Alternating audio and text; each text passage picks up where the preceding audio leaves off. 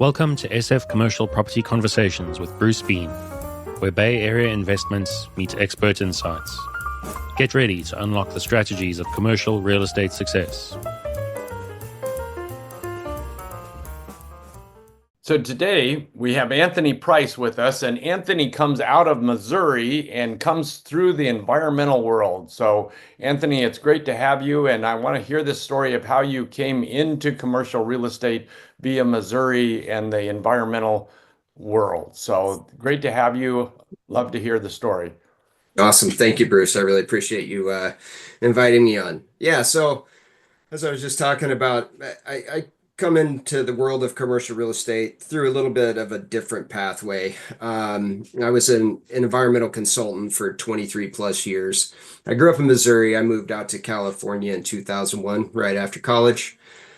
Studied environmental science in school and got a job as with an environmental consultant. And so, you know, through the environmental consulting work that I've done, I've done a lot of work in and around commercial real estate for pretty much that entire time. I've always been really fascinated with real estate. I love seeing projects or properties get redeveloped and go from old and dilapidated to something new and useful. And so about 8 years ago, I decided to get my real estate license. I dabbled with on the residential side a little bit, just selling a couple homes a year for friends or family. But residential was not what I wanted to do. I wanted to do commercial. And so 2 years ago, or a little over 2 years ago, I decided, you know what, my age that I'm at, it's either now or never. And so I decided to really give it a go and started looking at different brokerages and who I would want to join and decided to go. And so now here I am 2 years later and, the last 2 years has been pretty hard on commercial real estate, depending on which asset class you're talking about. But, the mantra was survive to 25.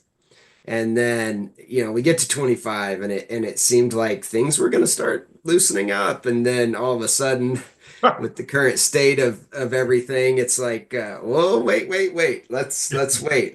We don't know what's going on. There's just so much uncertainty right now in the market. People are still, they need places to do their business. And so it still able to get some transactions, especially on the leasing side. I do focus on industrial and office, primarily in Ventura County. I think I mentioned I live in Simi Valley, which is just north of LA. So I do a little bit of work in LA North, the San Fernando Valley, that area, all the way through Ventura County. And so, in my thinking is, okay, I'll get in when it's down cycle and, really try to build businesses. And as I mentioned, one of the things I love the most is building relationships with people. I like talking to people and learning about their history and just learning about them. And I think no matter what business you're in, if you're doing any sort of sales, that's one of the most important aspects, right? Is just becoming that trusted advisor, whether it's in the environmental world or in the real estate world. It's really becoming that trusted advisor for people, your clients, and developing that relationship where they know they can trust you to have their best interest in mind. And so that's kind of how I've always worked throughout my career, both on the environmental and now in real estate. And I think it serves me well. No, absolutely. Real estate is primarily a trust business. So if you don't establish that trust early on, the whole cycle of trying to sell anything or lease anything or be the property manager just becomes that much more difficult. So I'm curious, are you doing cold calling every day? Are you out beating the streets? What's your method? Everything.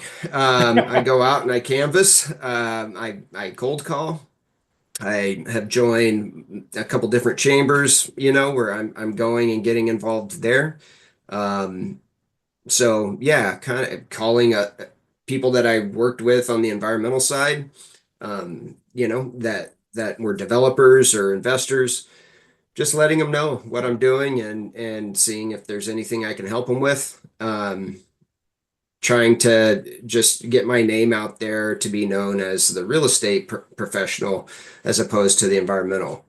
One of the things that I do have that I think is a little bit unique is that experience with the environmental side. And so, some of these properties that may have a little bit too much hair on it for some people to touch, I might be able to help them interpret some of these reports that look complicated and look scary, but it's like, you know what, actually, this may not be that bad. Or um, I actually have an interesting story where a company I was with previously, a brokerage, Lee and Associates, um, they had a site that had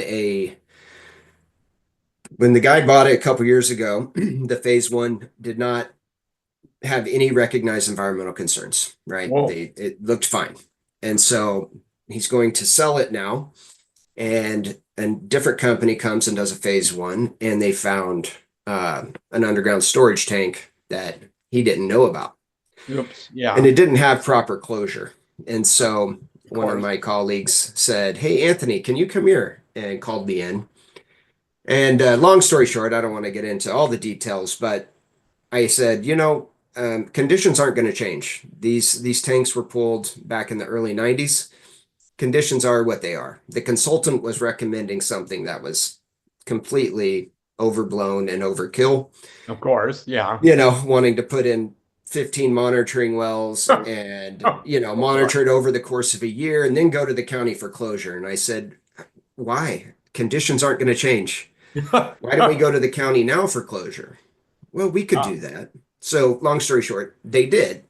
And they ended up closing the deal. It Wow. took an additional, maybe a month or two longer than they had anticipated. But if they would have waited a year, that deal would have died, Oh, and gone. it would have been actually really bad. So just having that experience, I think, gives me kind of a little something that most brokers or agents they don't have. Yeah, no, I cannot I should count how many properties I've worked on that have, a plume underneath or a tank or God knows what. Anyway, I'm actually great. I'm very happy to know you because I may want to call on you for some environmental expertise.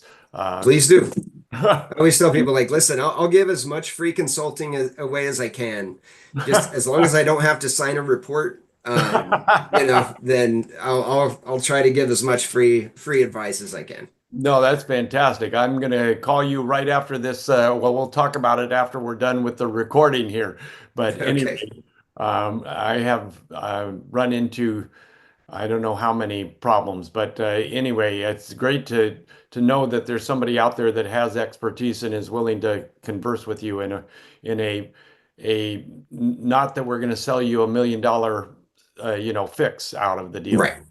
So 100%. And that's one of the things whenever I was with a company that got acquired, and they had a very strong sales culture. And so the CEO asked me, like, what do you want to do? And after really, really thinking about it, right? I said, what are my strengths? What do I enjoy doing? I came back to him and I said, I really like the sales part. I like the mm, business development, the building relationships. And so the CEO kind of took me under his wing and was like, "Great, then I'll teach you that."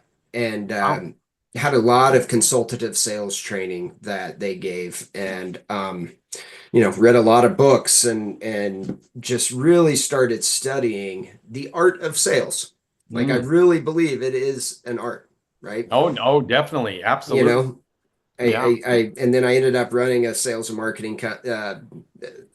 I was the director of sales and marketing Oh, wow. for a consulting company. And I used to always tell people, I actually had a boss one time that told me, he's like, we don't sell anything. You find out what they're buying. And so just going with that in mind, right? Just asking first of all, being genuinely curious, trying to figure out what are their problems and how can I help them solve them. Exactly. I may Exactly. not make $1 on this deal, but if I help you and, start developing that trust, then hopefully the next time you have a problem, you're going to remember, ooh, I'm going to call Anthony. And, that's kind of how I've been my entire career. And No, that's fantastic. We're gonna have, did you ever read along your way the book called The Ultimate Sales Machine by no, Holmes? Well, we'll have to talk about that. I think you ultimate might sales enjoy it. machine. Yeah. It's on audio and in hardcover or soft cover. But at any rate, you might enjoy that. So tell me, just out of curiosity, does NAI provide you a CRM? No, I have my own CRM Oh, that okay. I that I bought. Yeah. Who do you use? It's CRE One Source. Oh, So okay. it was actually developed by an Lee and Associates Oh, broker out of Arizona, wow. specifically for commercial agents. Oh, interesting. Huh. Yeah, so Good to know. yeah, it's called CRE One Source Solutions, Oh, okay. I'm gonna have to and look that one up. I really like them. The customer service is great. It's simple to use. You know what they say, what the best CRM is? The one you use. And so, a lot of people Yeah. get them and they never use them. They don't, Oh, right, right. Yeah. you know what I mean? Oh So, yeah, no, I've never actually signed up for a CRM, but I'm always curious what people are using because maybe this one I'll actually sign up for. We'll see. yeah, I mean, just call the guys up and tell them that I sent you. Yeah, no, And just definitely. give it a, do a an overview, right? Where they're kind of show you. I can actually share my screen with you after this if you want and kind of show you what it is. It's simple, it's easy to use, um, and it keeps all of your contacts in line, which that's what you want out of a CRM. Yeah, absolutely. That'd be great. No, that's fantastic. So, what do you, given the craziness of the market right now, what's your sort of crystal ball of the future thinking? Man, if I knew that, I would. I think ultimately everybody, like I said, I mentioned the whole mantra has been survive to 25. Yeah, People have been waiting and waiting and waiting, and there's a lot of pent up money sitting on the sidelines waiting, yeah. waiting for prices to drop, waiting for interest rates to drop. So, I think after we get hopefully through this, the craziness of this first quarter, maybe second quarter, I think things are going to start moving. Yeah, It has to, I think, ultimately. yeah. I keep waiting for office to go on a A splurge. office buildings to really start coming down and going, but now all of a sudden people are returning to work and offices are coming back. So Yeah, yeah. here in Ventura County, our vacancy wasn't nearly as bad in the office world as it was in a lot of other big Oh, cities. interesting. Wow. Yeah, I think we were about 10% maybe Oh, wow. vacancy. That's low. You're right, where, I've heard 25% in certain areas. Oh, yeah. San Francisco got up to like 39%, and that was just Oh, on direct yeah, deal. Then you throw in right, the sublease, it went up higher. right. So, I think Ventura County's in a unique position where we're really close to LA. We also have a huge port at Port Hmm. Hueneme. Uh-huh. It's the only deep water port, I think, between LA and San Francisco, Oh, if wow. I'm not mistaken. So we have a nice port that right there. We have the bases, the military bases here. We Oh, have a lot of that, biotech companies, Amgen, Takeda. oh, really? Yeah, so some big biotech companies. We also have some aerospace. Um, and again, we're close to LA, but we're in Ventura County, so taxes are a little bit lower. It's just to me, I believe it's a better quality of life. It's a little bit quieter. It's But you can still get to LA to go see a show or go see a game Yeah, or do right, anything right. like that really quickly. But then you come home and it's like, I'm home. Yeah, And yeah, so, yeah. Out of the 405 mess or whatever. yes, Yeah. exactly. So, Okay. yeah, I mean, I've lived now I've lived in here, which I've always lived in Ventura County ever since I moved to California in 2001, as long as I lived in Missouri. And Oh, so, interesting. yeah, Yeah. this has become my home. Oh, nice. You know, Nice. my wife's from here. My kids have been born and raised here. Yeah, I really like it. So No, if it's a anybody's looking for a place to live in Southern California, I would recommend Ventura County. that's a good advertisement. So I'm Yes. curious, is NAI kind of feeding you some deals? Are they giving you some listings? Are you teamed up with some people? You know, I have the ability to team up with anybody that I want to. So it's not That's great. and I really like NAI in the just the culture of the Mhm. company. They're not humongous like a CBRE or a JLL, but they're Right, also not a boutique, you know. right. We have companies throughout out the country and even in other countries. It does seem to be a very collaborative environment. You know, they will give me a lead here and there. Yeah, Most of my yeah, leads, I think, come from my own generation, my own work, but I think that's most cases or yeah. most companies. And then, you know, like I did get thrown an opportunity. It was a great opportunity, and I it was so big that I needed help, and so I brought in another broker Oh, that's great. to Nice. work on it with me. Yeah. Yeah. So you got backup and Right. yeah, particularly on a big deal. I mean, that's the one thing I miss of being a kind of sole practitioner is that you really can't go after the big deals because all the big companies are kind of dogging those particular transactions. But there's, And then, I mean, so we had to interview for this assignment, and the CEO, Chris Jackson, actually joined us on the pitch on oh the wow. interview, Oh and wow. so I really felt like that said a lot. That you know, he's a busy guy, and he took the time to come with us on that interview. Oh, that's fantastic. Wow. Yeah. So that's the NAI CEO. That's Yes. cool. Yeah. Yeah. And Well, you know, NAI, there's a NAI Global, and then there's different companies yeah. within under NAI. So we're NAI Capital and Commercial, So were headquartered you? in Encino, and then you know have offices throughout Southern California. But So were you able to get the transaction? we did. We got the listing. Oh, Well, it was fantastic. interesting. So it was 6 buildings, and Mhm. we got three of them, and Oh, then they ended up giving three to another broker. oh, And so it was actually, you know, hey, I was happy to get any at all. So it yeah, was, yeah, yeah. No, that's an interesting. So they basically said, okay, let's give three here and three here and see, kind of let them compete against each other, basically. yeah, yeah. So that's probably a smart idea to do. It was So interesting. You know, I don't know. It made us work. Well, we always work hard, right? I mean, yeah, that's, yeah, but but it I makes you work assume extra it hard. turned out well.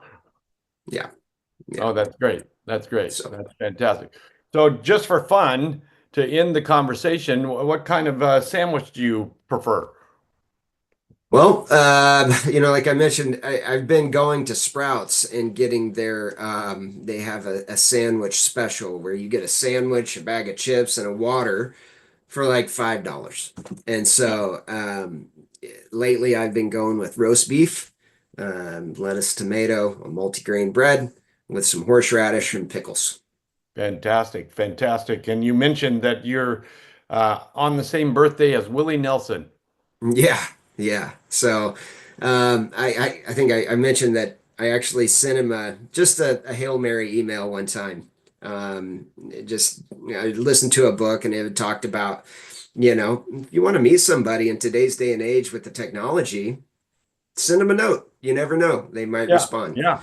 And so I sent him an email, just wishing him a happy birthday so that we share the same birthday. And I ended up getting a response back. It was Raylan Nelson. Oh, was her name. Raylan. Oh, Yeah. fantastic. Oh, And that's so I looked her up. I'm like, wait, Nelson? And yeah, it was his granddaughter. oh, that's That just said, fantastic. "Oh, I'll tell my grandpa that you wished him a happy birthday." And I thought that was pretty cool. That is very cool. So, where would people get a hold of you for environmental or commercial real estate? Yeah, so I'd say, I mean, my cell phone is the best way to reach me. It's 805-300-0994. Or my email is aprice, APRICE, at naicapital.com. A Price. Go find him. So, Anthony, it's been great to talk to you. I look forward to It's a pleasure. keeping up our conversation. Sounds good. Thank you so much, Bruce. I really appreciate it. That's a wrap on today's journey through the SF commercial real estate scene. Ready to share your story? Visit sfcommercialconversations.com/guest. Your insights could lead the next conversation.